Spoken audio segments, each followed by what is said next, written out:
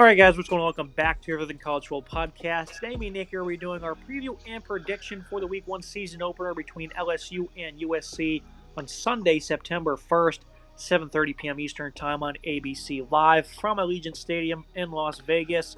Over under 63.5, 4.5-point line in favor of the Tigers. And we start with this LSU offense. This is a unit last year that was tremendous, over 45 points per game. An abundance of yards, an abundance of first-rounders. They still return 6 starters, though, Nick, and they're giving the keys to Garrett Nussmeier, a guy that has really shined when given the opportunity to do so, really throws with some legit heat, a big-time arm. I love the ball placement. This isn't just a confident gunslinger mentality. I think this is a player that's just going to significantly continue to rise up draft boards. Heisman stock went up significantly after a spring game that he was phenomenal in. This is a guy that certainly needs to, be consistent over, 12-plus game season. That we've yet to see him do. But in short spurts, Nick, when given the chance, this guy has played an immense amount of football at a very high level. Garrett Nussmeier is the son of Doug Nussmeier, offensive coordinator at various stops in the NFL and college football, previously at Alabama in college football. A well-known name in college football circles, Nussmeier is a really solid and talented player who's hoping to take over at quarterback and be a very key to success for this offense. Jane Daniels had a phenomenal year last year, winning the Heisman Trophy and looking absolutely incredible in that offense. While Nussmeier and his relief look solid as well, 61% comp rate, about 600 yards passing, 4 touchdowns and a pick across 7 games. Obviously, you lose a lot of the mobility that came with Daniels, and that certainly is going to be something that you have to see what this looks like, in addition to the fact that Malik Neighbors and Brian Thomas are no longer here to catch passes. But I still think there's a very strong supporting cast around him. I think Nussmeier is a guy that's waited his turn, an experienced guy, knows the playbook really well, and is a guy that you could really rely on if you're an LSU Tigers fan. I think you plug him in and it works out just fine.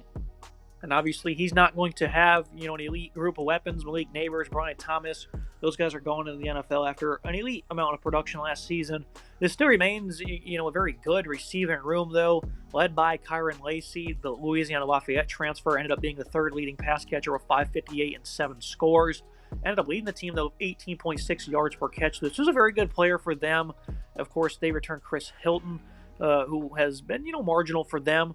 C.J. Daniels, though, from Liberty, a big-time transfer there. A guy that they think can really, explode in this offense. Good at winning jump balls. He has physicality, capable of fighting for extra yards. He's a good blocker as well. I think this is a very talented pass catcher there. Xavier Thomas coming over from Mississippi State. Aaron Anderson, the former 5-star transferred in from Bama. I think this year he's going to get heavily involved in the offense.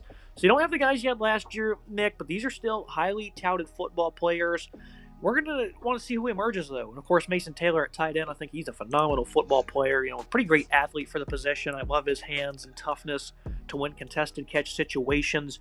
Really good wide receiver group here. Who do you think is going to be penciled in as Nussmeier's favorite?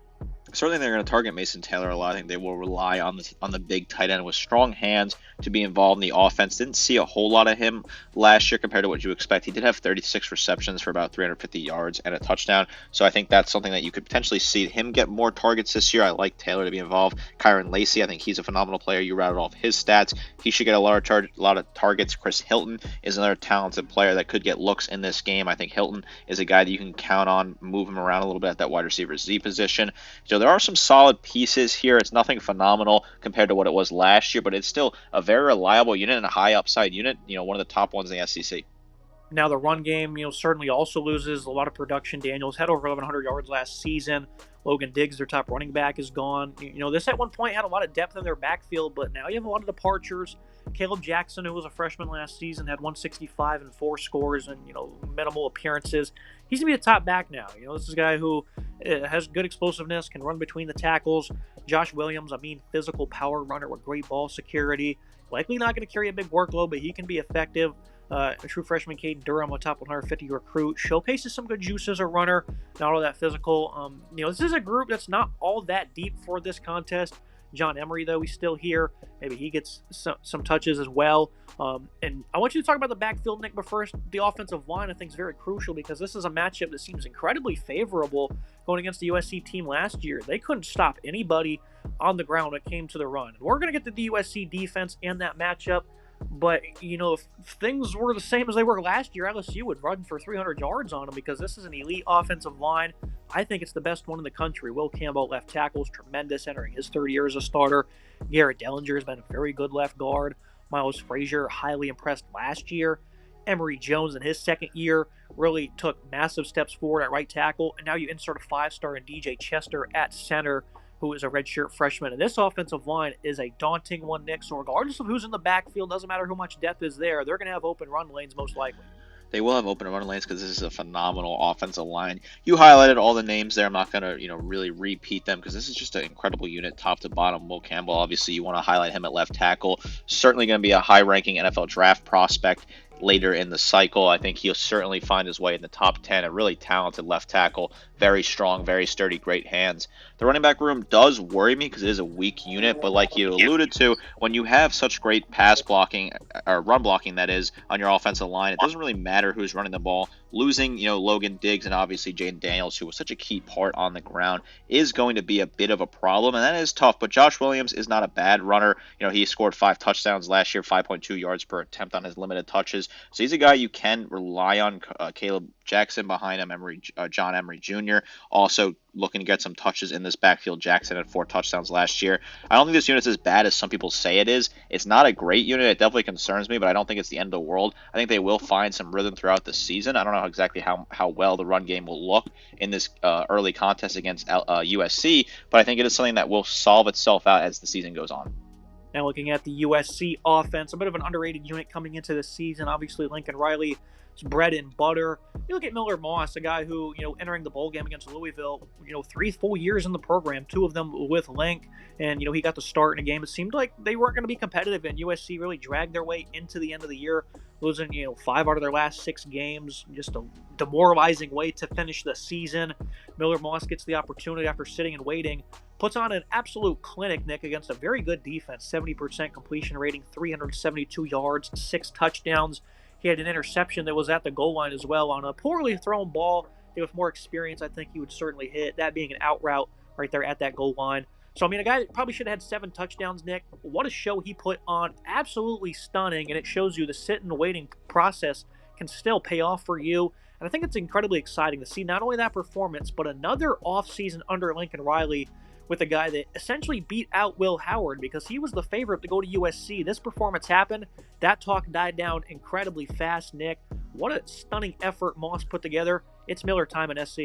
I'm a massive believer in Miller Moss. I think this guy is an absolutely incredibly talented player, and we saw that in the bowl game against Louisville. It looked like USC was dead and buried in that bowl game. Really didn't look like they had much of a chance in the Holiday Bowl. No one was really caring about them in that game, and I don't blame them. It looked like it was going to be a brutal day for the Trojans, who just seemed to lack any motivation after a horrible season last year. But they came out and absolutely torched a Cardinals team that had a phenomenal season.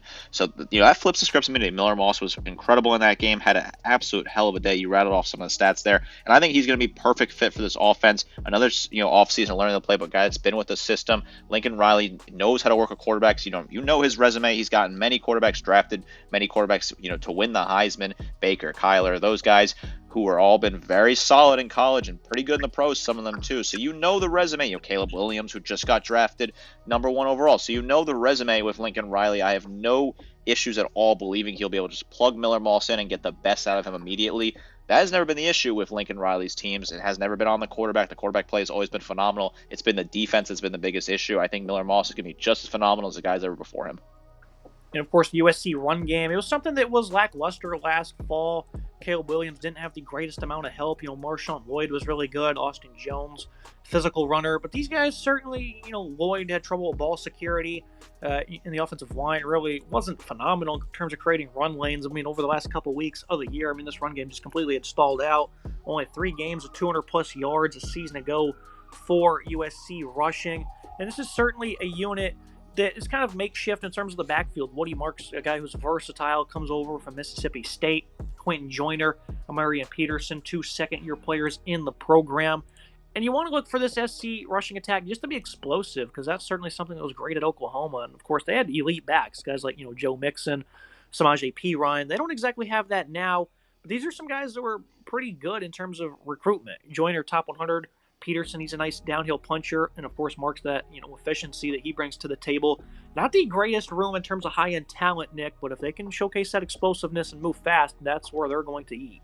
I don't think this is a bad room at all. Woody Marks comes from Mississippi State looking to be an effective back in the system. Quentin Joyner, I like him a lot, a high-ranking recruit and out of high school. Amarian Pearson as well, a nice solid back, a really good downhill runner. I think this is a fine running back room. It's nothing that's going to scream off the page at you, and losing Marshawn Lloyd is definitely a tough loss, as well as Caleb Williams, who was really solid in getting scores over the line in the backfield, plus Austin Jones is gone. So they did lose a lot, and that certainly does worry me. But I think, Woody Marks is a good ad. I think you plug him in and make it work. The run game does have to be better. They have to show a lot in this game. They have to be efficient in this game early on. I think they can certainly find a way to do that here. If they can run the ball early, get a nice tempo going, get some nice, gains on the ground in the first and second quarter, they could find themselves in a good spot in this game against LSU. And all four projected starting wide receivers for SC are all true sophomores, all being former high-end recruits, led by Zachariah Branch. I think the Luther Burden comparison is a good one for Branch in the sense of freshman year wasn't really utilized all that well, average about, a couple yards, less than double figures yards per carry. That was the case for Branch last year, and you're expecting a big-time surgence in year two. And this is a guy who has elite speed, considered one of the fastest players in the country. Deuce Robinson really emerged in the bowl game, former five-star as well. With a 44-yard touchdown. But before that, he had, a season-high 4 receptions, which matched what he had back in week 3. So Deuce Robinson's a guy that battled health all year long. 6'6", 225, a lot of skill there. You've seen Mekhi Lemon get involved against Louisville as well. And then Jacoby Lane had a big afternoon. So, these are young guys who are ready to take the stage. Highly underrated wide receiver room here, Nick. A couple of these guys I named didn't really show up until late on in the year. Lane putting up a pair of touchdowns on 3 receptions for 60 yards against Louisville. Again, all true sophomores, all phenomenal talents. This seems like it's going to be a big edge for USC because these guys are certainly undervalued, I would say, coming into the year. And, of course, they added Jay Fair from Auburn, Charles Ross from San Jose State, and then Kyle Ford returns after coming over from Westwood after a 1-year stint at UCLA. So this is an incredibly deep wide receiver room. True sophomores across the board. Is that for concern, or do you think it's their time to shine? I don't think it's a big cause for concern. I think these guys are inexperienced, but these are guys that are extremely talented that I think could really hit the ground running. Zachariah Branch, I love what he can do with that speed in the slot.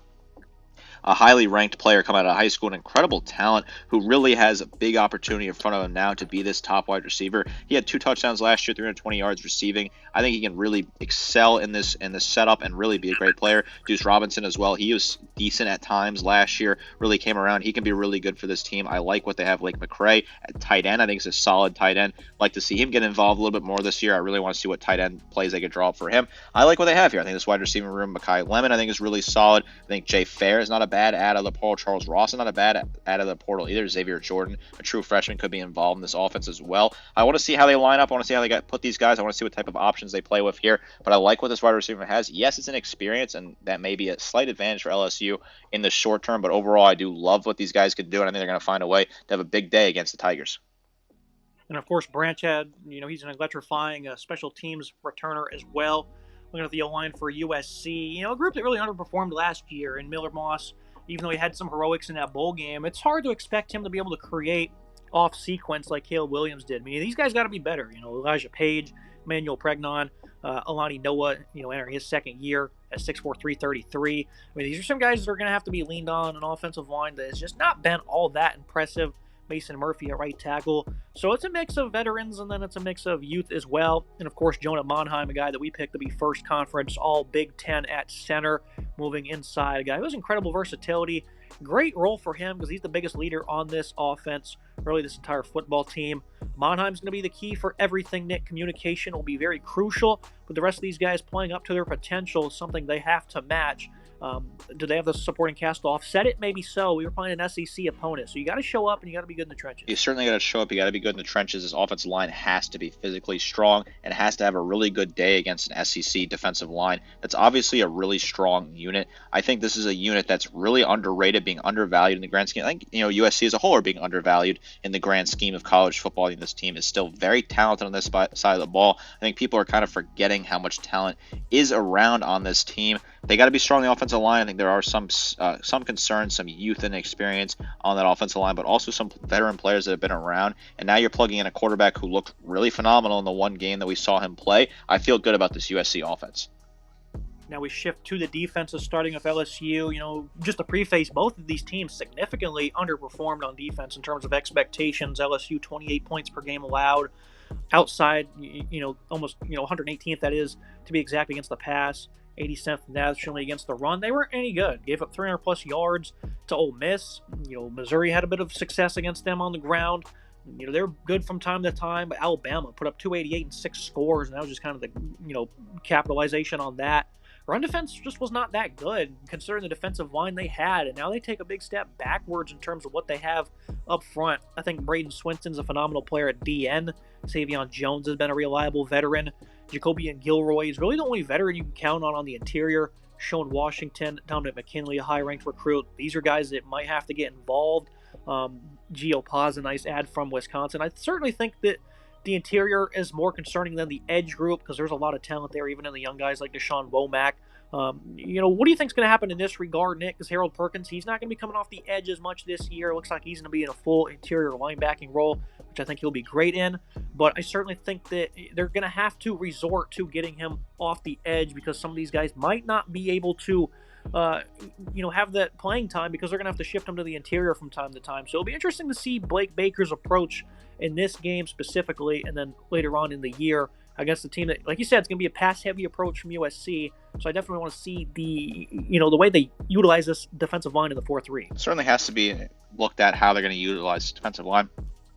There are a lot of talented players here, but I think, Harold Perkins is certainly an X factor. Are they going to play him on the edge like they did last year? They're going to put him as more natural linebacking role where I think he has more success. That's certainly something you want to keep an eye on. Savion Jones, I like him a lot coming off the edge. He's going to be a guy you want to target to have a big season and have a big game here. Put some pressure on the quarterback early on. He needs to step up and be involved. He didn't really have the best season last year. A guy that returns, hopefully, to be stronger. Jacoby and Gilroy, he has to be better. Braden Swinson has to be better at the jack position as well. What is he going to look like? Is he a little more mobility in this role? Gio Paz as well, coming over from Wisconsin. He's got to be huge for this team. I think he could potentially be a solid piece for this team, but we don't know exactly how that's going to fit early on. Swenson, he had 6.5 tackles for loss and 35 total tackles plus 2 sacks. He's got to be better this year in that jack role. These guys need to step up. This defensive line has to find a way to be a little bit better based off with some of the players they have. They lost a lot of talent, and now they're facing a team where if you give Miller Moss time to throw, he's going to pick you apart downfield, and that could be a problem for LSU. Yeah, you had guys like Mekhi Wingo, Jordan Jefferson, Mason Smith. All of them are in the NFL, and the defensive line still wasn't that great. So that's certainly a lot of cause for concern. You look at linebacker, of course, Harold Perkins started off the year slow, still ended up being a great performer. 13 TFL, 5 pass breakups, forced fumbles, 5.5 sacks. This is just a fun player to watch overall. Gives them added athletic ability in the middle, though, especially in coverage. Gives them that versatility off the edge on long third downs and whatnot. Harold Perkins is elite. I just love watching this guy play. I think the guys around him aren't all that bad either. You got veterans in Greg Penn, West Weeks, his brother Whit Weeks was pretty good in his freshman season. And of course, you got some freshmen behind them if they're needed. Good linebacking room, Nick. Perkins, though, he can't be a do-it-all player.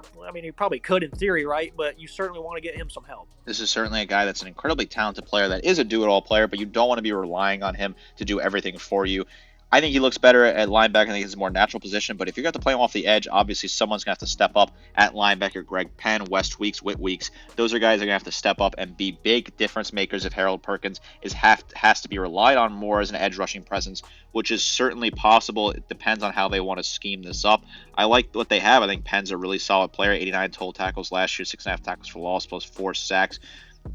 While Perkins had 75 total tackles, 13 tackles for loss, 5.5 sacks. So a ton of returning production there. Whit Weeks at 49 total tackles and 3.5 tackles for loss. While West Weeks at 16 total tackles. So a ton of production in this linebacker room, a really strong unit. But there's a lot of question marks about how they're going to line up, how they're going to look. If this unit can play up to its full potential, play in its right position, this could be a very dominant unit all season long. Could have a really good day against what could potentially be a weak USC offensive line. Now looking at the LSU secondary, that wasn't very good last year. 255 yards per game allowed. As the year went on, they just progressively seemed to get worse. Even early on in the year, they weren't very good against teams like Missouri, Ole Miss, of course, had 400 yards in that regard as well. And this is a unit I certainly have a lot of issues with. Looks like Zy Alexander incredibly beat up. I don't think he's going to be playing at all. So it's going to, Ashton Stampson's Stamps, that is, will be forced into action as a true sophomore at corner. Sage Ryan looks like he's going to make that full-time conversion there. So there's some guys here in the cornerback room. Ryan, of course, played a lot of outside corner last year, but most of his career has been spent in the slot. It's pretty admirable.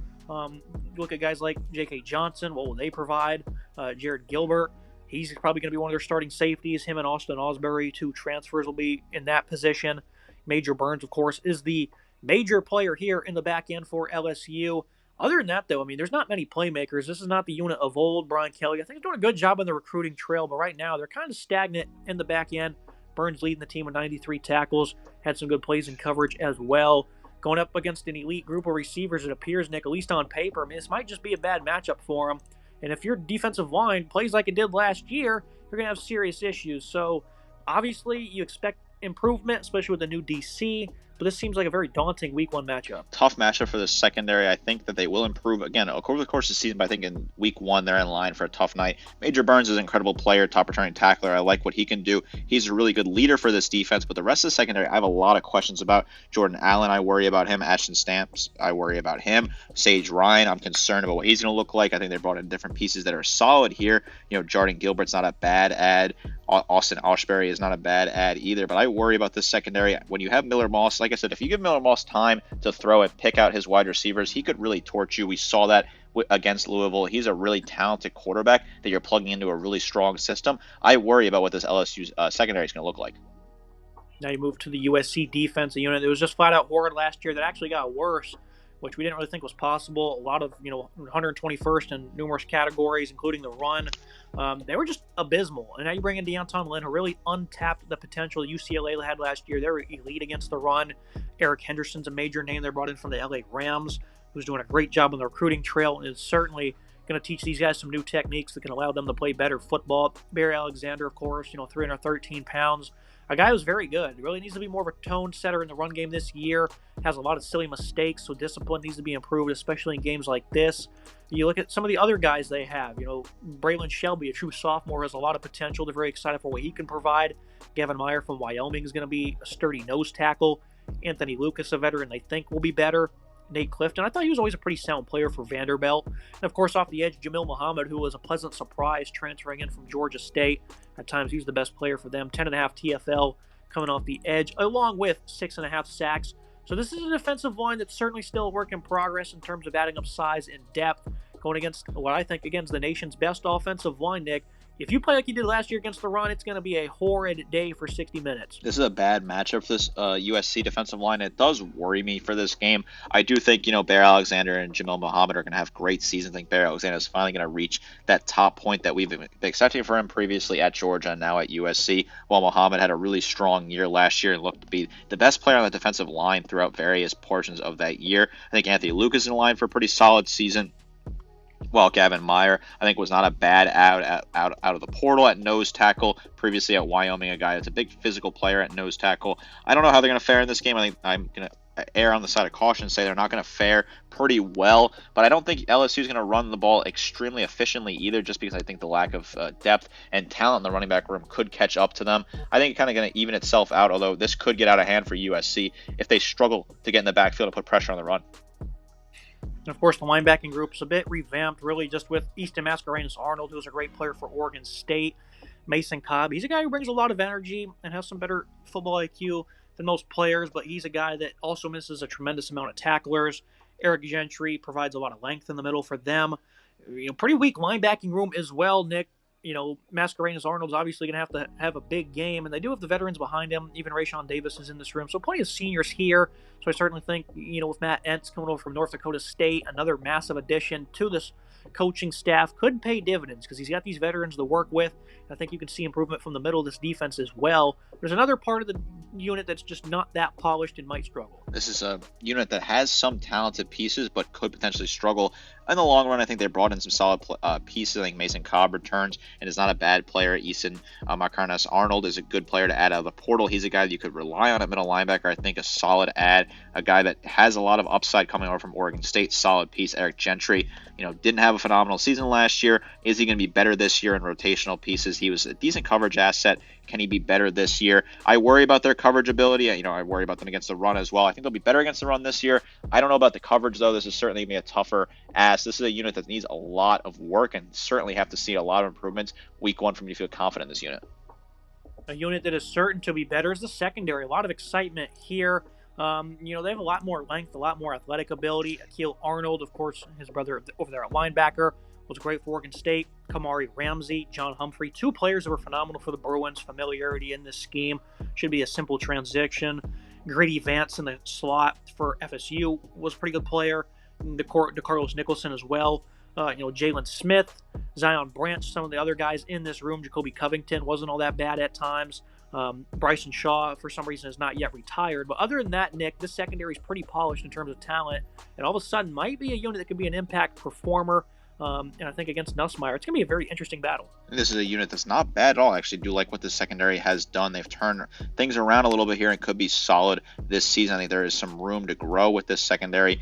And there's some decent pieces here that they have returning and adding. I think Jacoby Covington's a really solid place. Jalen Smith is a good player. Greedy Vance was a solid add. Kamari Ramsey is a good add as well. Akil Arnold, I think he could be really solid this year. A new look unit that I think is going to have a good week one. I think they're going to have a good season overall and a good week one. I think they're going to plug these guys in and find success early on against some inexperienced pass catchers for LSU. I like this matchup advantage for USC.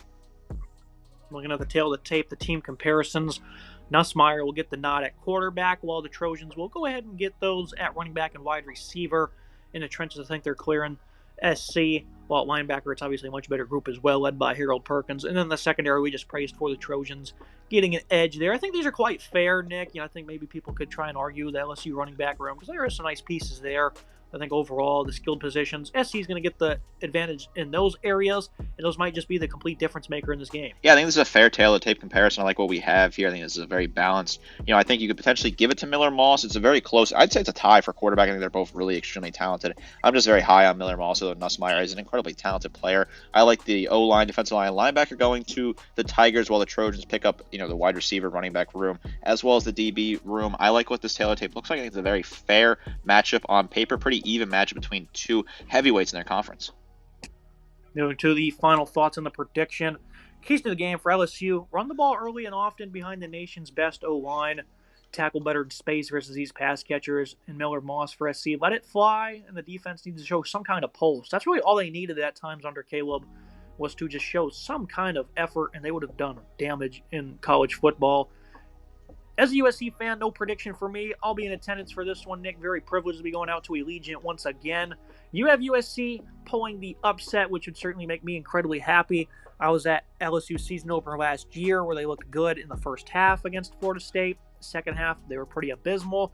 Obviously, season openers have been a big challenge for the Tigers. And it seems like everyone's just expecting them to win this one, but history might be on the side of SC. And of course, when you're an underdog in college football and no one's talking about you, that's the best opportunity to strike, and that's what you're leaning on this weekend. Some of the reasons why I'm going with USC here does relate to history. Brian Kelly, this is the third straight year that he's playing on a Sunday night to kick off college football. He did it his last opening game at Notre Dame, where they barely beat an FSU team that was terrible compared to how Notre Dame was. And then the previous two matches against FSU with LSU, they lost on a missed extra point at the end of the game in New Orleans in 2022, and then lost last year in Orlando. He struggled on these opening night games on national television, on prime time. Hasn't really worked out. That game against Florida State in 2021, they were significantly stronger than that Florida State team, that Notre Dame team that they had, and they had to go to overtime and barely escape a Knowles team that was in a complete rebuild phase still, that would go on to lose to Jacksonville State not too long after that. So I think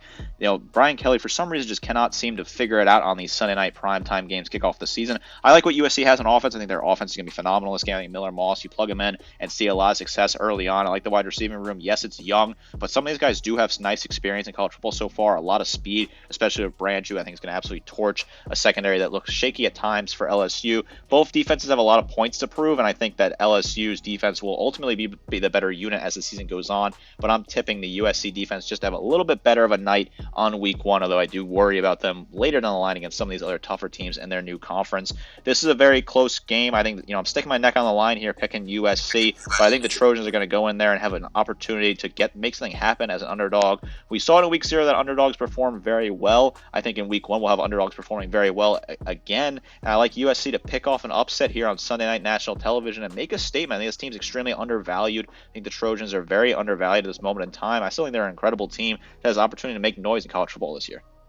It's going to be it for today's episode. As always, Nick, appreciate you joining me. This one figures to be an offensive clinic between two young quarterbacks that could certainly make a push for the Heisman Trophy. I'm super excited for this matchup. Can't wait to see what happens out in Vegas. Make sure to like, comment, subscribe. See you next time.